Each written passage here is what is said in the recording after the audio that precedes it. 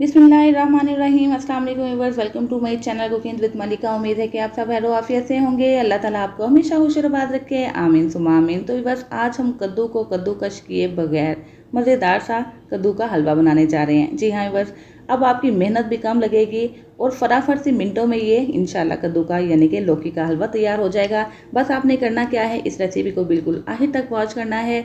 बिल्कुल शादियों वाला फ्लेवर, होटलों जैसा जायका इंशाल्लाह आज हम घर में ही डेवलप करने वाले हैं। तो आप इस रेसिपी को आखिर तक वॉच कीजिएगा ताकि कोई भी स्टेप आपसे मिस ना हो सके। तो सबसे पहले हमने एक पैन चूल्हे पे चढ़ा दिया है जो प्री हीट हो चुका है।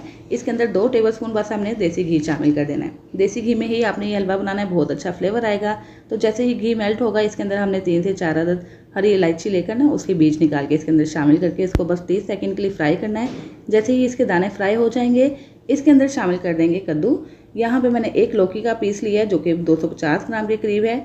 इसको बस मैंने छीला है और जैसे आम सब्जी काटी जाती है ना, वैसे काट लिया है। यानी कि आपको अब कद्दूकश करने की मेहनत बिल्कुल भी नहीं करना पड़ेगी।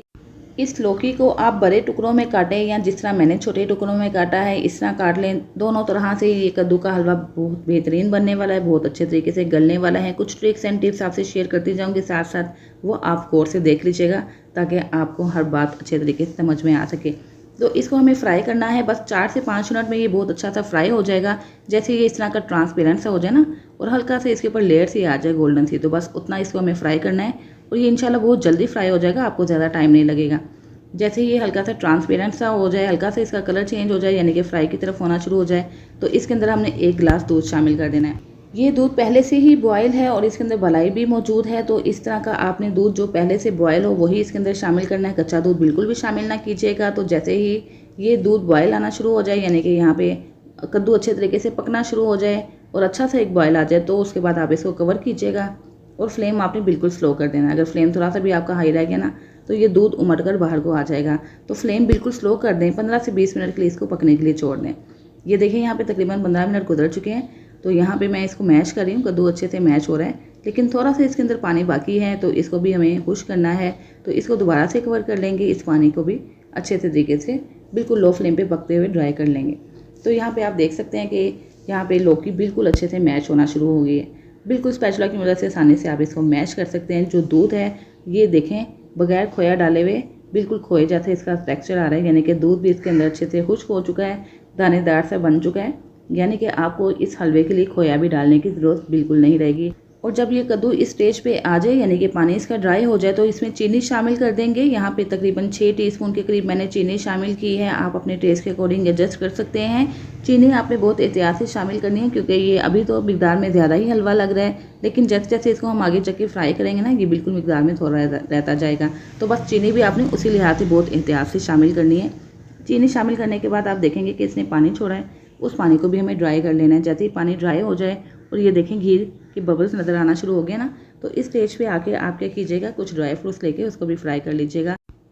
इसके लिए मैंने दरमियान में जगह बनाई है, आपको अलग से पैन लेकर ड्राई फ्रूट्स को फ्राई करने की ज़रूरत नहीं रहेगी। 1 टीस्पून इसके अंदर शामिल कर दें देसी घी, 2 टेबलस्पून कटे हुए बादाम मैंने इसके अंदर शामिल कर दिए हैं, 2 टेबलस्पून किशमिश शामिल कर दी है और 1 टेबलस्पून शामिल कर दिया कोकोनट, जिसको मैंने कद्दूकश कर दिया है। बस दरमियान में रख के 1 से 2 मिनट के लिए फ्राई करेंगे ना, तो एक अच्छा सा फ्लेवर डेवलप हो जाएगा इन ड्राई फ्रूट्स के अंदर। और जैसे ये फ्राई हो जाएं तो उसके बाद आप इसको हलवे के साथ मिक्स करके दोबारा से फ्राई कर लें इस हलवे को।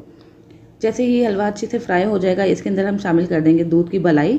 यहाँ पे आप डब्बे की भी क्रीम इस्तेमाल कर सकते हैं, 2 चम्मच के करीब। यहाँ पे मेरे पास दूध की मलाई मौजूद थी, मैंने वो शामिल कर दी है। इससे क्या होगा कि बड़ा क्रीमी सा टेक्सचर आएगा इस हलवे के अंदर, थोड़ी शाइन आएगी। तो आपने इस क्रीम को शामिल करके इसको दोबारा से भून लेना है। तो इसको चूँकि हमें लौकी का हलवा बनाना है तो थोड़ा सा कलर देना होगा, ये बिल्कुल ऑप्शनल है। अगर आपके पास ये कलर है तो आप डाल दें, और अगर आप ये कलर पसंद नहीं करते डालना तो आप बिल्कुल इसको स्किप कर सकते हैं। मैंने यहाँ पे बस 1 चुटकी ही ग्रीन फूड कलर का इस्तेमाल किया है ताकि ये देखने में गुड लुकिंग लगे, खुशनुमा लगे और लौकी के हलवे जैसी इसकी लुक आ जाए।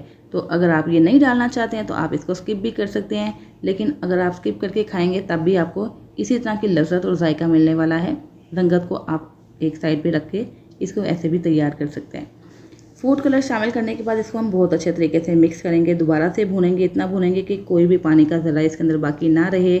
घी हमने बहुत ही थोड़ा इसके अंदर यूज़ किया हुआ है और ये आपको अलग से दिखना शुरू हो जाए यानी कि अच्छे से ये फ्राई हो जाए।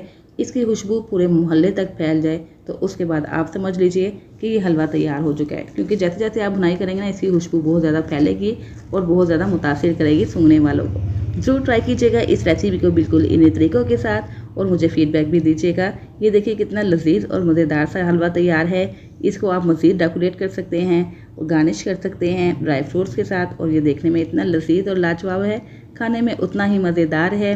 दावतों पे बनाइए, घर में आ जाने वाले मेहमानों के लिए बनाइए, बच्चों के लिए बनाइए, क्योंकि खाने में तो ये लाजवाब है ही, लजीज तो है लेकिन बहुत ज़्यादा सेहत बख्श भी है।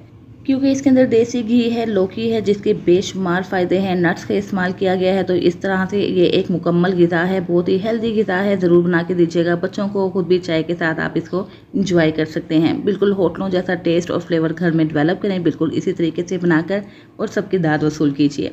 रेसिपी अच्छी लगे तो प्लीज़ इसको लाइक और शेयर करना मत भूलिएगा। चैनल पर नए हैं तो चैनल सब्सक्राइब करके बेल आइकन प्रेस कर दीजिएगा, ताकि हर नई आने वाली वीडियो की नोटिफिकेशन आप तक फ़ौरन से पहुंच सके, जो बिल्कुल फ्री है। इसके साथ ही बस इजाज़त दीजिए, फिर हाजिर होंगे इंशाल्लाह एक नई रेसिपी के साथ। अपना बहुत सा ख्याल रखिएगा, मुझे भी दुआओं में याद रखिएगा। अल्लाह हाफिज़।